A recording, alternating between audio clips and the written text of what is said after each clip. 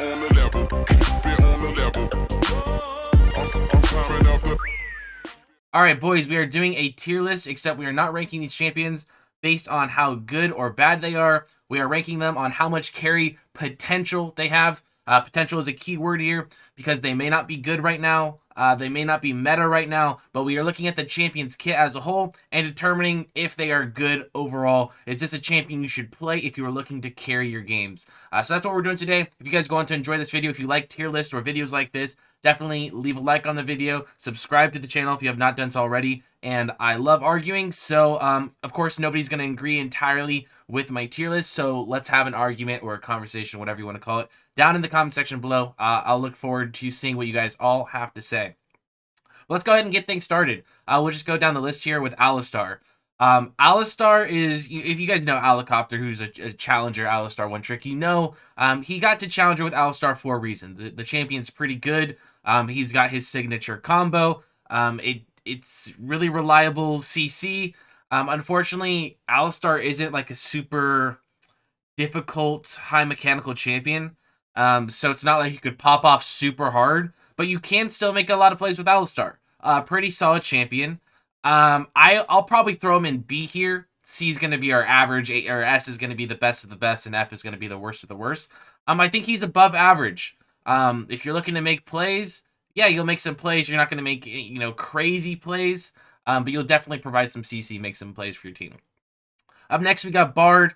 I'm a little biased because I play a lot of Bard. I've played a lot of Bard for the last few seasons, a little bit less this season, but last year Bard was in a really good spot, and I think a lot of people started playing Bard last season and got to finally see how cracked this champion can be.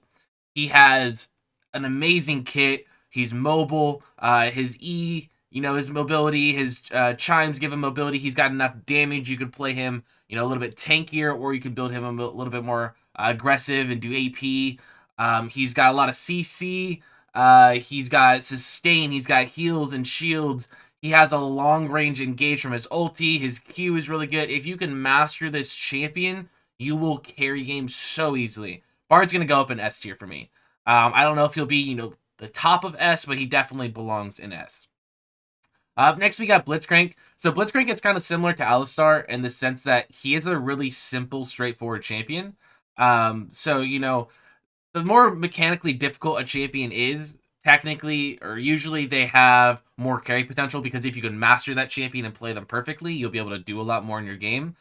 So because Alistar and Blitzcrank are a little bit more simple, they don't have as much carry potential, but in comparison to Alistar, Blitzcrank's CC is just a lot more impactful than Alistar. Like Alistar, you can engage for your team, but if your team doesn't follow up, then it's not going to be all that impactful. As Blitzcrank, though, you don't bring the fight to the team. Oh, wait, you don't bring your team to the fight, but you bring the enemy to you. I don't think I explained that well. But essentially, Alistar, you go in and hope your team follows. On Blitzcrank, though, you just bring the enemy to you, right? So it's like your enemy has, or your teammate has no choice but to follow up if you're bringing the enemy right in front of you. So Blitzcrank's a little bit better. I'm going to throw Blitzcrank up in A tier. All right, up next we have Brand.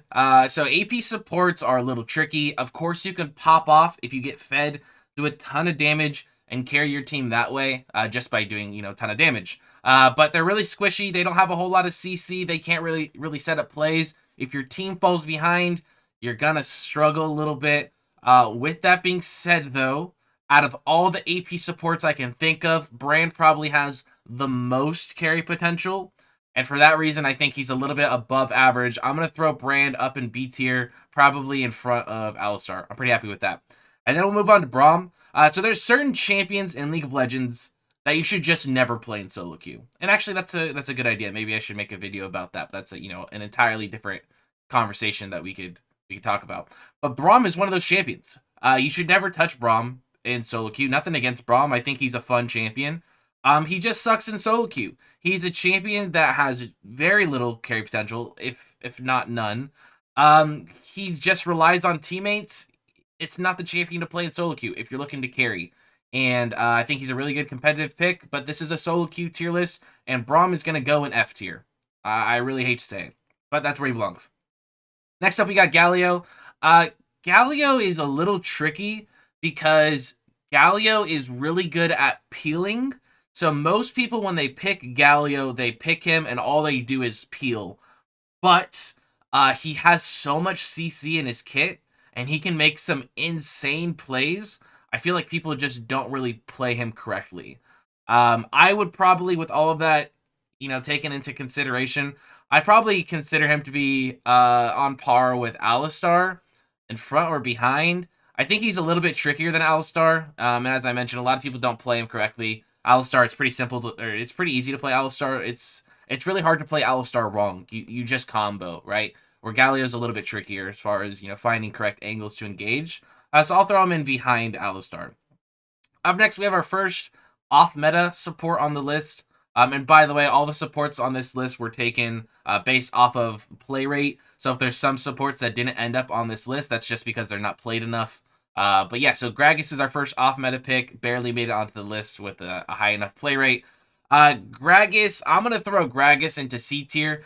Gragas is similar to Galio in the sense that I think he's picked best or played best when you pick him in order to peel or, pick him as a counter matchup.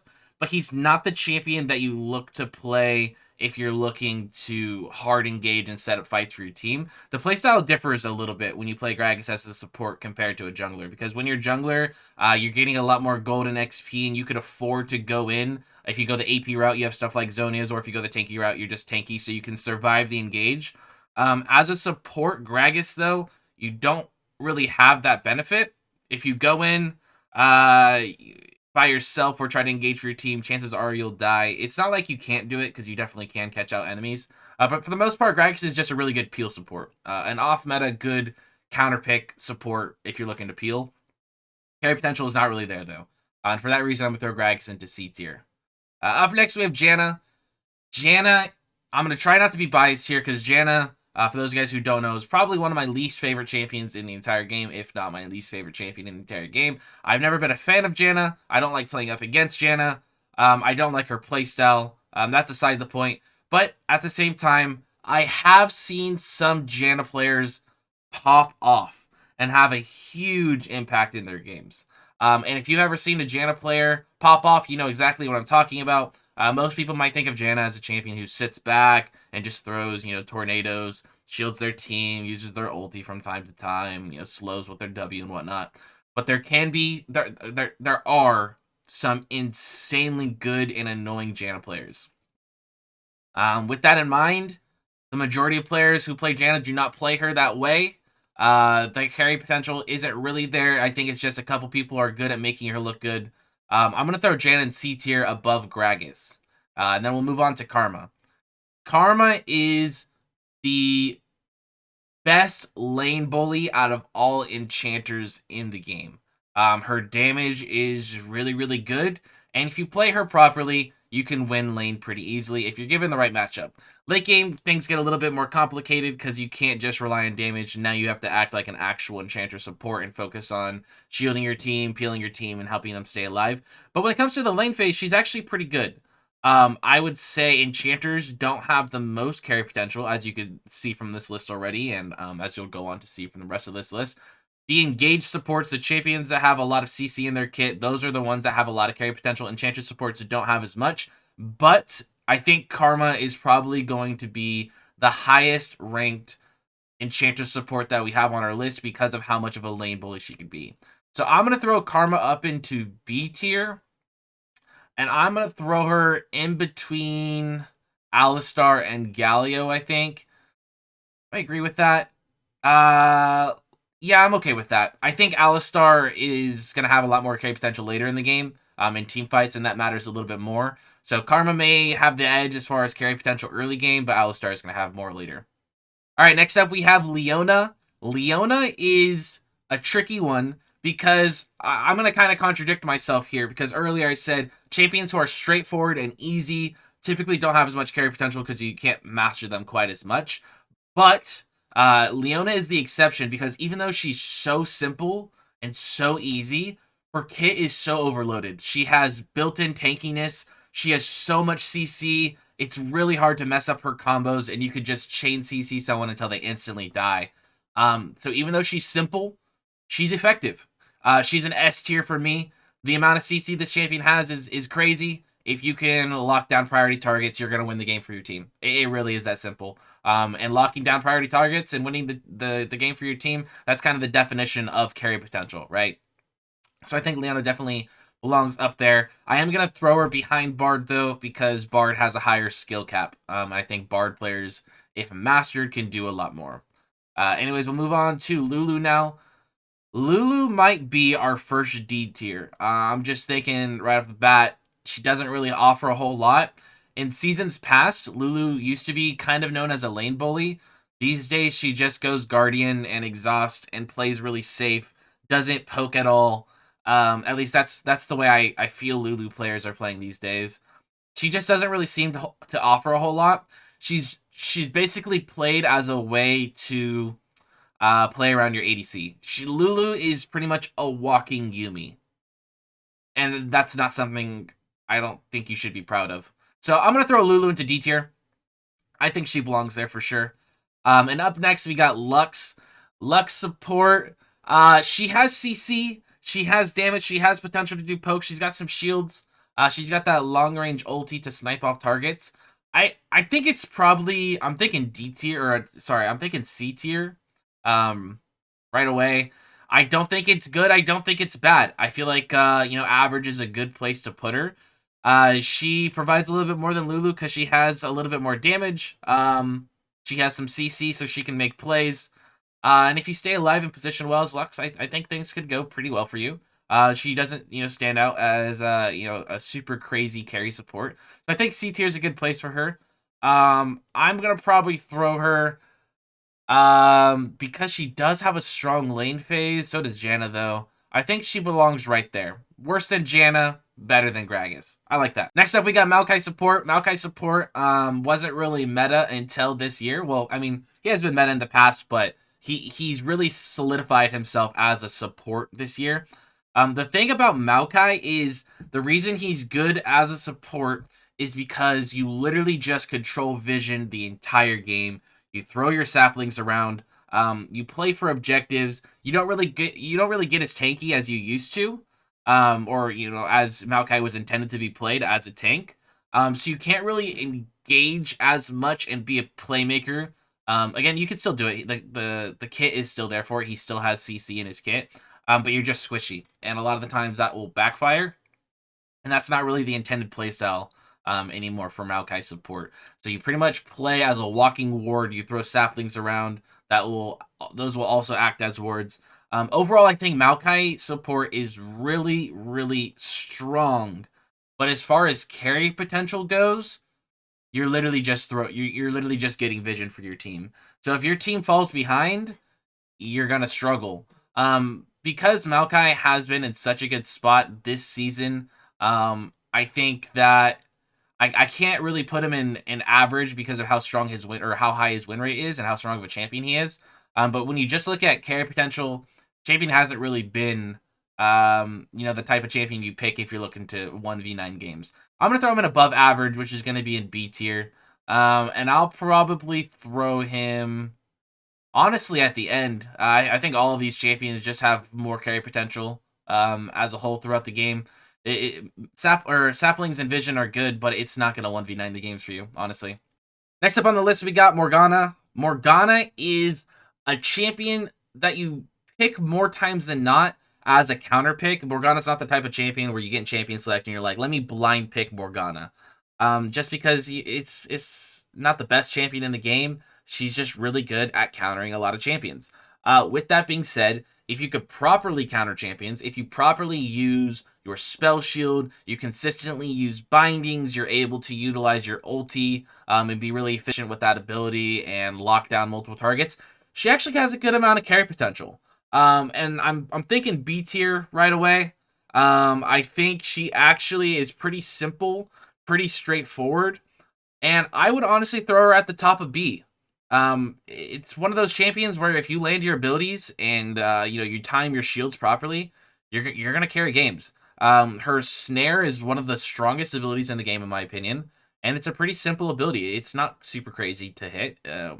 If you land that ability, you're gonna win games. I think the same could be said for champions like Blitzcrank and Thresh, and we haven't got to Thresh yet. But that's a reason Blitzcrank is so high up, is because you land abilities, you win the games. And when you have really good abilities that CC targets for a long amount of time, or, like Blitzcrank pull them to you, it's really, really efficient. And it really can be that simple sometimes to carry games. Land your abilities, carry games. And I think that's why Morgana is going to go at the top of B for me. Up next, we have Nami. Personally, I love Nami. She's been one of my main champions ever since I started playing League back in Season 3 or so. This is the first season, though, where I kind of feel like I'm not playing Nami as much. And that's because I took a look at all of the high-ranked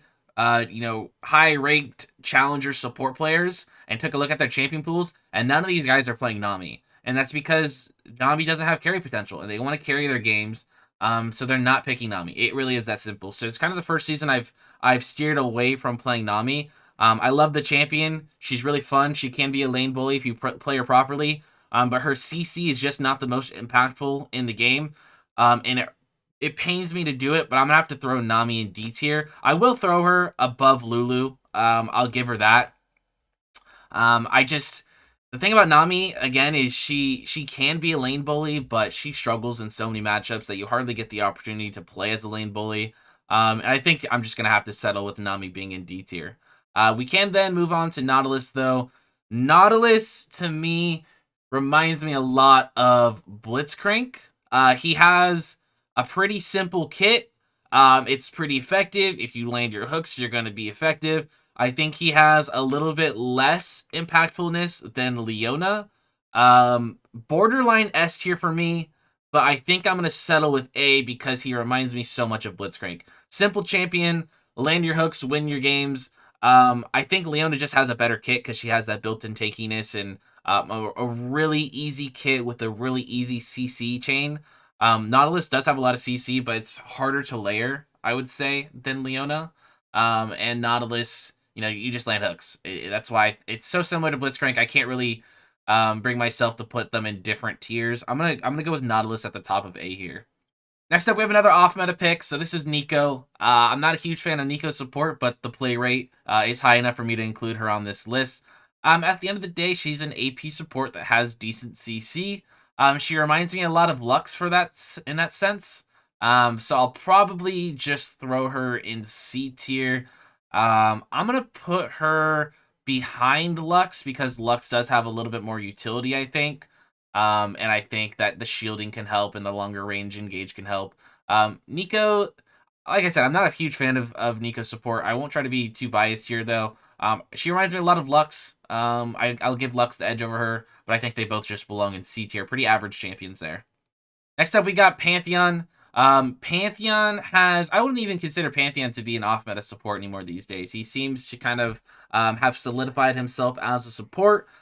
He's really good in lane. I think he falls off a lot late game, but if you find yourself in the right matchup, it's a point-and-click stun. You could do a lot of damage. You can pop off in 1v9 games. I've seen it plenty of times. For that reason, I think he's above average. I think he's probably on par with Karma because they're very similar in the sense that you pick these champions to play for lane, you fall off a little bit early or later in the game, but you can still, have a lot of impact in the game. And because Pantheon has a point-and-click stun, it's pretty simple to play, and I'll give him the edge over Karma for that. And I'm pretty happy with that, actually. Next up, we got Pyke. Pyke is one of your only AD assassin supports in the game, if not the only AD assassin support in the game.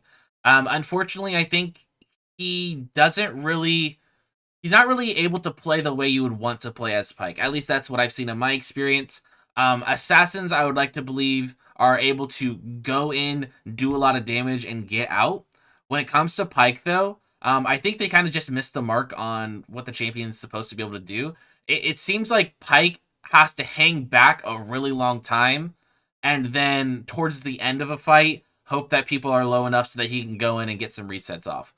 It just feels kind of clunky to me. It feels kind of weird. I definitely think they missed the mark on Pyke. I think there's so much potential for an AD assassin support to be really good in the game, but I haven't really seen Pyke be all too crazy in the game ever since his release, which I don't even know how long he's been in the game for, but it seems like a good amount of time, right?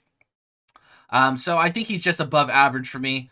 I'm going to throw him into B tier because he is an assassin at the end of the day, a damage dealer. He reminds me a lot of Brand. You pick this champion to do damage. I think he does have, a little bit more impact in his games than Brand does, though. All right, up next we got my boy Recon, one of my favorite. I won't lie, my favorite champion of all time.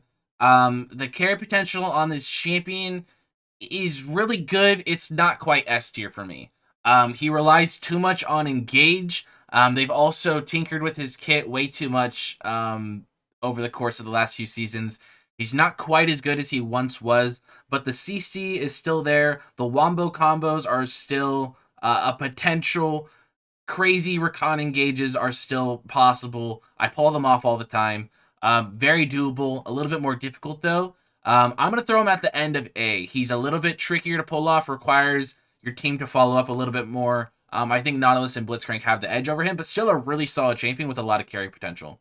Up next, we have Rel, and Rel is broken, right? I mean, she's been broken ever since release. So it's kind of hard to imagine a world where Rel isn't broken. And even though I think nerfs are inevitable, the champion has so much CC in her kit, it's kind of insane.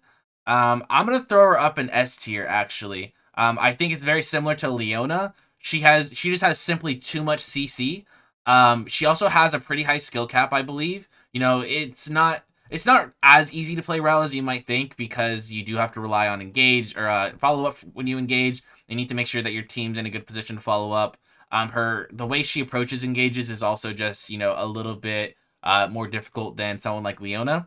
But the CC is there, the skill potential is there. If you master this champion, you're gonna carry games. I feel. It's hard to tell entirely though because we haven't seen Rel for too long, and we've only seen her while she's busted. But I'm pretty confident with throwing Rel up in S tier. Up next, we got Senna.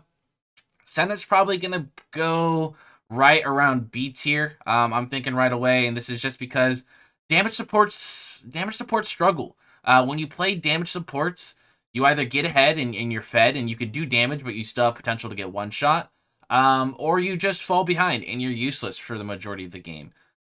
So yes, Senna for me is gonna go in B tier. She has a little bit more poke than Brand. I think she has more CC, easier to use CC. Her ult's really strong. I think she's probably better than Brand, probably better than Pyke as well. I think Morgana is just a little bit more straightforward, so I'm going to slide Senna in right there. And then we'll move on to Seraphine. Seraphine is an Enchantress support, and as we mentioned earlier, Enchantress supports tend to not have as much carry potential. But Seraphine is similar to Rel in the sense that we've only seen Seraphine while she's broken, and it's hard to imagine a world where she's not broken. And she's broken for a lot of reasons. Her passive gives her good poke. She's got good damage. She has a lot of CC in her kit. And the CC is, I think, what is going to give her the most carry potential. Because I've actually picked up Seraphine recently, been playing her a good amount. And even though you're playing an Enchantress support, which is a style known for kind of hanging back in team fights, you can absolutely play Seraphine a little bit further up and make some picks for your team. It's actually pretty crazy. It reminds me a lot of Nami, except your CC is 10 times better. Instead of Nami's bubble, you have a much easier to land snare in your E. Instead of Nami's ulti, which moves at 1 mile per hour, you have this longer range, seems like a bigger hitbox ultimate. It's just easier to land overall. I think Seraphine is really just a better Nami, and actually a much better Nami to the point that I'm probably gonna throw Seraphine in B somewhere. I really like her kit. Actually, no, I'm gonna throw her at the top of B. I think that's a good spot for her. She provides more CC than Morgana, and it seems like it's easier to manage than Morgana. So I'm pretty confident with that. Then we can move on to Set. Set came into the support meta last year, and it seems like these days he's not really as impactful. You can play him for the lane phase, and maybe get a good matchup and maybe get a couple kills, but for the most part, he's pretty useless. Probably better than Neko, probably better than Lux. I'm gonna throw him in right there. I don't want to spend too much time talking about Set because I don't personally play him. I don't think too many people play him anymore. His win rate's really bad. He just doesn't really work as a support anymore. I'm pretty confident with that there. And then we'll move on to Shaco.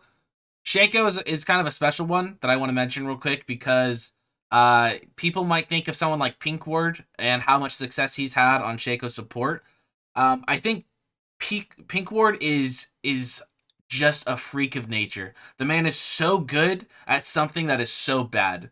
And that doesn't necessarily mean so just because Pinkward has a lot of success on Shaco, and Shaco support sometimes. I don't know if he still plays it these days, but regardless, if he has success on Shaco support, that doesn't mean Shaco support is good. That just means Pinkward is insanely good at what he does. I honestly think Shaco's pretty bad. It's just annoying, is what it is. Um, it really is just annoying. I don't think you're gonna impact your games all too much. I think I'm gonna throw Shaco support in F tier.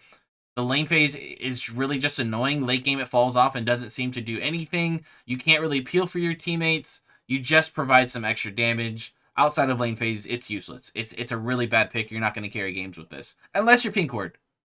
Unless you're Pinkward. So keep that in mind. If you're Pinkward, ignore this. Next up, we got Sona. Sona is, okay. She's a little bit better than most Enchanter supports in the sense that she has some good damage. She has some good CC. She could pop off from time to time. I think she's probably going to be in C tier for me. And I think when it comes to Sona, I'm going to throw her above Janna. I think she's a little bit more simple. She can do a little bit more damage than Janna. And I'm pretty confident with that, actually. I would like to see a day where enchanters come back, they kind of rise back up to the top of the meta, and maybe I could redo this tier list then and reconsider a lot of the things that I took into account. But at the time being, I don't remember the last time I saw enchanters have a lot of impact in their games. They kind of just sit back and play around their ADC because that's what their playstyle is. They can't really carry games as much. Enchanters just seem to not be able to have that much impact on their games. So maybe we redo this tier list later on in the future, but for now, champions like Sona and Janna, Nami, and Lulu are going to have to go down there in C and D. Same thing for Soraka. Soraka, I don't really need to say too much because I just went on a rant about Enchanter supports. I'm going to throw her in after Janna and Sona. I think when it comes to impacting your games, specifically looking at the lane phase, all three of these champions are capable of winning lane and being somewhat of a lane bully, but Sona is the easiest to do this on, Janna is the second easiest to do this on, and Soraka is the hardest to do this on. Just because, Sona has easy poke, Janna can walk up and press W and shield. Soraka, you have to kind of get really close to the enemy and poke with your Q and your E. It's not enough to have carry potential, though. It's just kind of being annoying. And scaling until late game. That's all it really is to me. Up next, we have Swain support, so another off-meta pick. Decent carry potential in the sense that it's a damage dealer that also has some engage. I think I'm confident throwing Swain in B tier. Probably at the very back. Actually, you know what? Scratch that. I don't like Swain that much. I'm gonna throw Swain here. I think that it's just not enough. You can have more carry potential in the early game, but late game, I'd rather have these three enchanters on my team who just heal and shield a bunch rather than an AP Swain support who's gonna do above average damage. But yeah, I'm cool with Swain there. Next up, we got Tahm Kench, which is an immediate F tier for me. This champion sucks. I don't know if he's really worse than Shaco. Is he worse than Shaco? Yeah, I hate Tahm Kench with a passion. Tahm Kench is trash. He's just absolutely awful. I cannot justify anybody ever playing this champion. You cannot unbunch the Kench unless you're a professional player playing, an LCS or LEC or something. Champion's absolute trash. Don't pick this champion in solo queue. Zero carry potential. Your entire kit revolves around saving your ADC. That does not include any carry potential. You're not going to do anything. You're going to lick people and slow them for half a second. It's so bad. Stay away from this champion at all times. Up next, we got Taric. I actually really like Taric. I think that a lot of people might find him boring, but he actually can be pretty fun to play. If you time his ulti properly, you're going to pop off in your games. If you're able to play aggressive and land some of your stuns from your E, you're going to actually do a lot on this champion. I like Taric a lot. Unfortunately, he hasn't seen too much daylight in recent seasons. I'm thinking B tier somewhere, probably really low B. And actually, I'll slide him in. I'll slide him in right here in between Galio and Maokai. I think that if you master Taric and you get really good at landing stuns and timing your ultimate instead of just focusing on your healing and shielding and whatnot, you could really pop off on that champion. Up next, we got Thresh. Thresh is a no-brainer for me. Thresh, actually, as a matter of fact, is going to be the very top of this list. Thresh is the most difficult, mechanically difficult champion, not in the game, maybe in the game, but specifically for the support role. If you master this champion, you can 1v9 every single game. There's so many crazy mechanics you can pull off with this champion. You know, there's like the hook, flash, lantern, reactivate, hook, flay into box and then flay them into another side of the box. This champion is insane. It really is. I've hit Challenger over the last few seasons, and this champion is still too difficult for me to even play. I ban this champion every game because he's that crazy.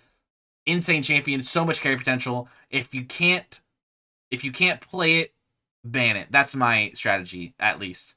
Thresh is OP. I'll end it on that. Up next, we got Vel'Koz, and Vel'Koz, if you're not, a scientist, or if you don't know trigonometry or geometry or advanced algebra, or you guys get the meme that I'm trying to go with here. This champion's just, they made this champion so difficult for no reason. There's no reason you should have to calibrate the heat from the sun and the magnitude of the earth and the angles in which your Q lines up with the enemy when they're at 422 movement speed. It's just dumb. Champion's really dumb. You should never play this champion, in my opinion. He's too complicated for no reason. It doesn't even benefit you all that much. Avoid the champion. When it comes to carry potential, it's not even that good. I'm going to go with, I'm thinking either bottom of C or somewhere in D. He does provide some damage, and for that reason, I'm going to throw him at the very back of C. Just because, I guess if you're a good Vel'Koz player and you land your abilities and you do some damage, you could definitely carry your games. Next up, we got Yuumi. Yuumi is a champion that, if you're looking to eat some Taco Bell while also hopefully getting some LP, you could pick this champion and play with your toes. It really does not matter. You're not going to do a whole lot on Yuumi. Pretty simple, basic champion. You play this champion if you want to play around your ADC. That's pretty much it. Reminds me a lot of Lulu. You're not really going to do a whole lot for your team. You're not going to carry a whole lot, but you can definitely play around them. Specifically your ADC. Reminds me a lot of Lulu. I'm going to throw in D tier at the very bottom, actually. Up next, we got Zilean. Zilean can actually pop off. This is a champion that doesn't get a lot of attention. But if you play this champion really well, I can't play this champion really well. He feels really clunky to me.